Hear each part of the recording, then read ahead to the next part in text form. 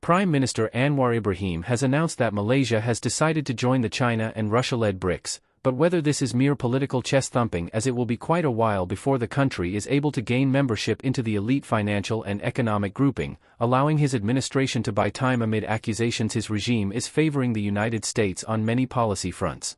Chief among these is the perception that his administration is giving the U.S. access to control Malaysia's air infrastructure, even as the saber-rattling between Beijing and Washington for dominance in the South China Seas intensifies.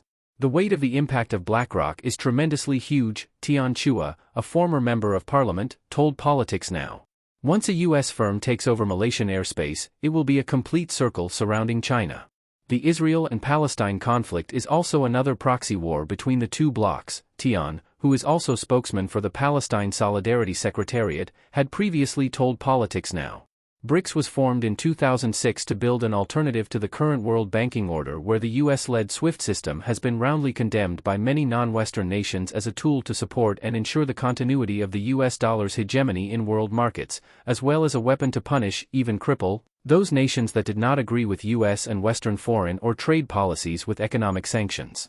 So far, some 36 countries have submitted expressions of interest to join the economic bloc, with Thailand aiming to be the first in Southeast Asia to gain membership. "We have made our decision on joining Brics, and we will be starting the formal procedures soon," Anwar had said during an interview with the Chinese media. "I am working closely with Brazil's President Lula on expanding the membership, and we are now awaiting the final result and response from the South African government," Anwar added.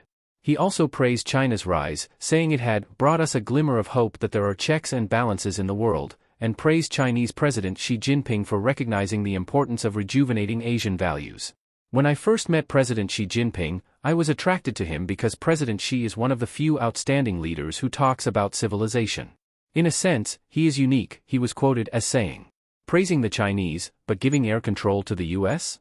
The Malaysian Prime Minister had upset Muslim quarters in his own country when his administration secretly gave the green light, after initially denying it, to BlackRock, perhaps the world's biggest asset manager with huge investments directly in Israel, to mount a bid for Malaysia Airports Holdings Berhad, which manages almost all the airports in the Southeast Asian country. BlackRock is reportedly the largest investor in all U.S. weapons and supplies to Israel. Its New York-based unit, GIP, is in the consortium of four staging the RM18 billion MAHB takeover and stands to be the biggest winner, holding 25% control if the deal is rammed through.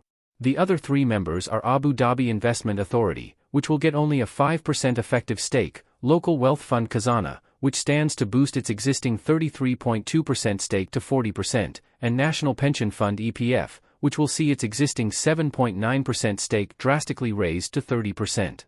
Shaking off U.S. boy image. The deal, seen as pro-Zionist by Malaysia's predominantly Malay Muslim population, has pushed the troubled Anwar, who has long tried to shake off his image of being a U.S. boy, into another uncomfortable political position. The 76-year-old leader, whose cabinet has been hit by corruption accusations, has lashed out at critics and political rivals for allegedly inciting hatred and envy over the BlackRock deal, which his administration claims is a sure sign of the thumbs up from global investors for Malaysian assets. Yet local currency, the ringgit, remains unloved and unable to rebound to any significant key level that would indicate the worst is over. At 9 a.m. today, June 18, the ringgit rose to 4.7100/4.7140 versus the greenback from Friday's close of 4.7190/4.7225. Away from the 4.80 psychological level that has already been pierced, but nowhere near the 4.20 level that the Anwar regime has optimistically touted, or even near to 4.50, a key level that would indicate the worst was over and stability was back in sight. Almost all the airports in Malaysia are managed by MAHB, and its services have come under heavy criticism, with users long demanding improvement. Connectivity is also an issue. Compared to Singapore's Changi and Thailand's Suvarnabhumi, which scored 102.1 and 89.1 for connectivity, KLIA only has a connectivity rate of 59.9, according to Malaysia's Aviation Authority in its 2023 review.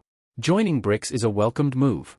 "We should reduce our dependency on US dollar and the US economy," said Tian, while declining to comment if it was a move fueled by Anwar's domestic political pressures or a step taken for economic advantage and survival. BRICS potential has much larger global market than the US, Western Bloc, Tian added.